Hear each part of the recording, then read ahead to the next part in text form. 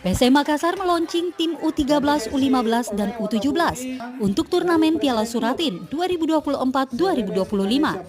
Launching tim tersebut digelar di Pantai Indah Bosowa, Jalan Metro Tanjung Bunga Makassar, Jumat 4 Oktober malam.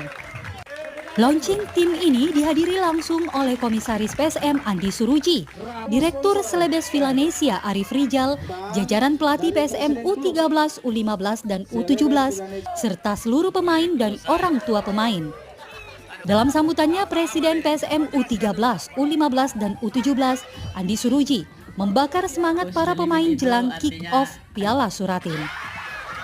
Pada launching tim ini juga sekaligus mengumumkan sponsor yang akan mendukung perjuangan PSM di Piala Suratin, yakni PT Barokah Niaga Semen BNS, Astra Honda Motor AHM, Selebes Media Olahraga CMO, Pantai Indah Bosowa, dan